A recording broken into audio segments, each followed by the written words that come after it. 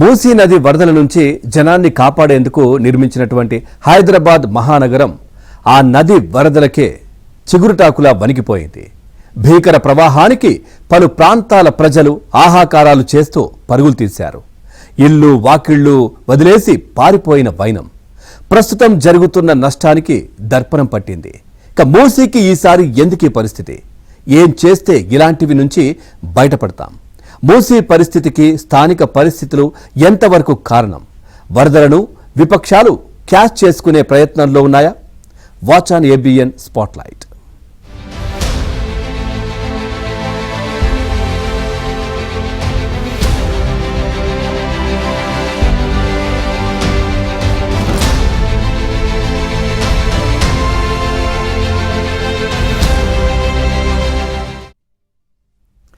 తన మహోగ్ర రూపంతో ఈ ఏడాది హైదరాబాద్ మహానగరాన్ని వణికిస్తున్న వరుణుడు ఈసారి మరింత తీవ్రంగా విరుచుకుపడ్డాడు.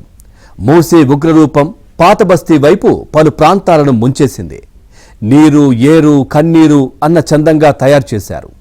ఇక నగరానికి నీరందించే జంట జలాశయాలు గేట్లు ఎత్తివేయడంతో అవి ఏకమొత్తంగా వచ్చి జనం మీద పడ్డాయి. ప్రధాన బస్టాండ్ అయిన ఎంజీబీఎస్లో 10 అడుగుల మేర నీరు ప్రవహించిందంటే మూసీ ఎంత మేర ఉగ్రం నరసింహావతారం ఎత్తిందో అర్థం చేసుకోవచ్చు.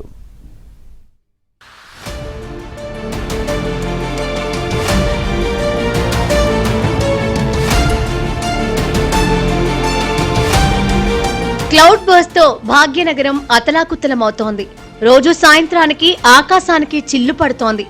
మనిషి లోతున్న రోడ్లపై నీరు ప్రవహిస్తోంది. రోడ్డు మీదకు రావాలంటేనే జనం భయపడుతున్నారు. ఈ క్రమంలో గత వారం మరో ఉపద్రవం వచ్చి పడింది. మహానగరాన్ని వరుణుడు వణకిస్తున్న తరుణంలోనే మూసీ ఉగ్రరూపంతో పలు ప్రాంతాలు నీట మునిగాయి. నది పక్కనున్న బస్తీల్లోని ఇళ్లల్లోకి నీరు చేరడంతో వేలాది మంది స్థానికులను సురక్షిత ప్రాంతాలకు తరలించారు.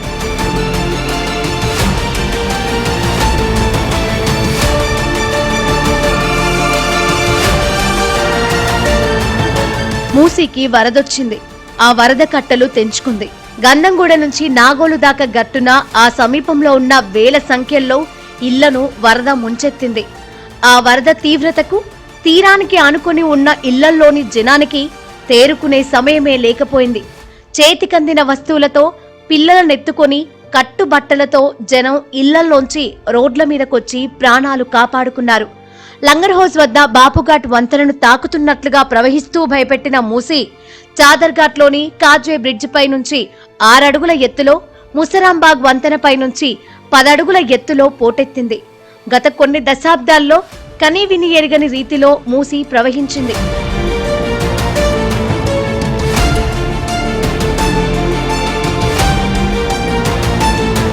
వికారాబాద్, తాండూరులో కురిసిన భారీ వర్షాలకు తోడు జంట జలాశయాలైన ఉస్మాన్ సాగర్, హిమాయత్ సాగర్ నుంచి వేల క్యూసెక్కుల నీరు విడుదలై మూసీ వరద మహోగ్ర రూపం దాల్చింది.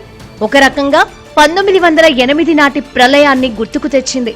లంగర్ హౌస్ నుంచి జియాగూడ, పురాణాపూల్, చాదర్ఘాట్, మూసానగర్, శంకర్ నగర్, ముసరాంబాగ్ ప్రాంతాల్లోని నదీ తీరంలో ఉధృతి పెరిగింది. మూసానగర్, రసూల్పురా, వినాయక వీధిల్లోని దాదాపు 1000 ఇళ్లల్లోకి వరద ప్రవహించి బాధితులు ఇళ్లను వీడి బయటకొచ్చారు. చాలా మందిని సహాయక సిబ్బంది బోట్ల సహాయంతో బయటకు తీసుకొచ్చాయి. ఆల్మోస్ట్ మా గోల్నాక డివిజన్ లో చాలా ఇండ్లు మునిగాయి. ఒక దగ్గర కృష్ణానగర్, తులసిరామ్ లంక, ఇప్పుడు అంబేద్కర్ నగర్ లో ఉన్నాం. మనము అంబేద్కర్ నగర్ లో కూడా దగ్గర 200-300 ఇల్లు దగ్గర నీళ్ళు వచ్చినాయి.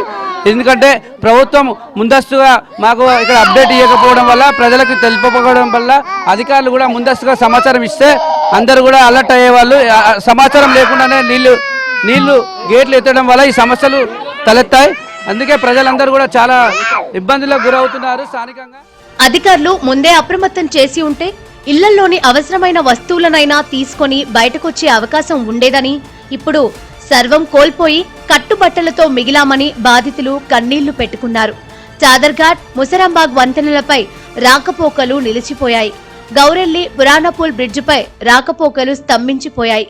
అంబర్పేట్లోని అంబేద్కర్ నగర్లో ఇళ్లల్లో చిక్కుకున్న వారిని బోట్లలో సురక్షిత ప్రాంతాలకు తరలించారు.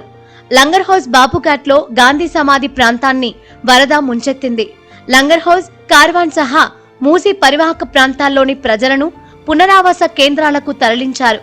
గౌరెల్లి ప్రతాపసింగారం రోడ్డులో వాహనాలను నిలిపివేశారు.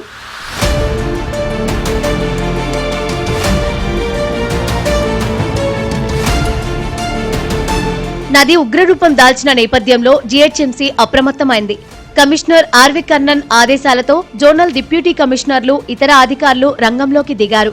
ఆయా ప్రాంతాల్లోని ముంపు బాధితులను సుమారు 1500 మందిని పునరావాస కేంద్రాలకు తరలించారు. వారికి భోజనం, తాగునీరు ఏర్పాట్లు చేయడంతో పాటు దుప్పట్లు అందజేశారు. వైద్య సదుపాయం అందుబాటులో ఉంచారు. ఎప్పటికప్పుడు పరిస్థితిని సమీక్షించిన కర్ణన్ అప్రమత్తంగా ఉండాలని అధికారులను ఆదేశించారు. ఓల్డ్ మలక్పేట డివిజన్ శంకర్ నగర్, పద్మానగర్ కాలనీల్లో సుమారు 1000కి పైగా ఇళ్లు మూసి వరద ఉధృతికి మునిగిపోయాయి.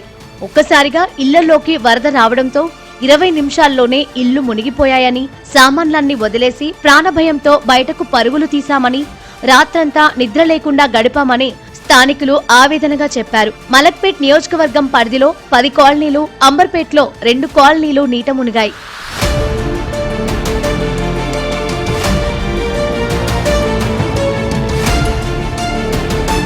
పురాణాపుల్ వద్ద మూసీ నది ఒడ్డులో ఉన్న శివాలయం వరదలో మునిగింది. ఆలయం పై అంతస్తులో ఉన్న పూజారి కుటుంబం బయటకు వచ్చే అవకాశం లేకపోవడంతో చిక్కుకుపోయింది. వరద తగ్గేంత వరకు బయటకు రావద్దని హైడ్రా అధికారులు వారికి సూచించారు. చాదర్ఘట్ నుంచి ఒకవైపంతా వరద నీరు పారుతూనే ఉంది. ఇల్లు కదల్లేని పరిస్థితుల్లో జనం నానా తంటాలు పడ్డారు. ఇల్లు వదిలి వెళ్లేందుకు జనం ఇష్టపడలేదు. దాంతో అధికారులు వారికి అక్కడే ఆహారం, మంచినీరు అందించారు.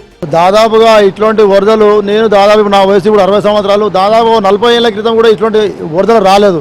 ఇది మొదటిసారి వచ్చినవి, భయంకరమైన వరదలు సార్. ఇంత వరద రావడం అయితే నేను ఫస్ట్ టైం చూస్తున్నాను. అదేవిధంగా ఈ ఏటిపంటి ఉన్న వాళ్ళందరూ జర సురక్షా ప్రాంతాలు ఉండాలని కోరుకుంటున్నాను. అదేవిధంగా అక్కడ ముసరాంబాగ్ నుంచి అక్కడ బ్రిడ్జ్, చదరఘాట్ బ్రిడ్జ్ నుంచి ఏటిపంటి మొత్తం విపరీతమైన వరద, మొత్తం ఇక్కడ అన్ని కొట్టుకుపోతున్నాయి. పరిస్థితి ఘోరంగా ఉన్నది. గుళ్ళు గోపురాలు, అక్కడ ఉన్న స్టాచ్యూలు అన్ని కొట్టుకుపోతున్నాయి. దయచేసి ప్రభుత్వము వారికి పునరావాస సౌకర్యం కల్పించి వాళ్ళని కాపాడవలసిందిగా ఈ ప్రభుత్వాన్ని మేము ఇక్కడ నుంచి విన్నవించుకుంటాం సార్. చుట్టుపక్కల ప్రాంతాల వారు అందరూ కూడా మ్యాక్సిమం బిల్డింగ్ల పైకి ఏర్పాట్లు చేసుకుంటున్నారు. అతి కష్టం మీద ఇప్పుడు ఏదైనా కిరాణా షాపులు, జనరల్ స్టోర్స్కి ఇలా వెళ్ళాలన్నా కూడా టీవీ టవర్ వరకు వెళ్ళి కూడా క్రాస్ చేయవలసి వచ్చిన పరిస్థితి వస్తుంది. ఇప్పుడు ఆల్రెడీ ఇంతకుముందు 10-15 సంవత్సరాలు బట్టి కట్టుకున్న ఇళ్లను వదిలిచి మనం దూరం వెళ్ళే పరిస్థితి లేని పరిస్థితి. పిల్లలు కూడా ఇప్పుడిప్పుడే అభివృద్ధిలోకి వచ్చే టైంలో ఈ పరిస్థితిలో కాలేజీలు పిల్లల్ని వదిలిపెట్టి వెళ్ళడం అంటే చాలా ఇబ్బంది అనిపిస్తుంది. ప్రభుత్వం ఈ మూసీకి ఇరువైపులా వీలైనంత వరకు రిటైనింగ్ వాళ్ళు కట్టే ప్రయత్నం చేస్తే కొంతవరకు ఇరువైపులా భద్రత కల్పించినట్టు అనిపిస్తోందండి. ప్రభుత్వం రిటైనింగ్ వాళ్ళు కట్టితే అందరికీ సౌకర్యంగా ఉంటుందని. దాదాపు 36 గంటల పాటు మహాత్మాగాంధీ బస్ స్టేషన్ ఎంజీబీఎస్ ఘోరంగా కనిపించింది. ఎంజీబీఎస్ బస్ స్టేషన్ ను ఎన్నడూ లేని విధంగా మూసీ వరద ముంచేసింది. నీటి ఉధృతి పెరగడంతో ఎంజీబీఎస్ నుంచి బస్సుల రాకపోకలు ఆర్టీసీ తాత్కాలికంగా నిలిపివేసింది.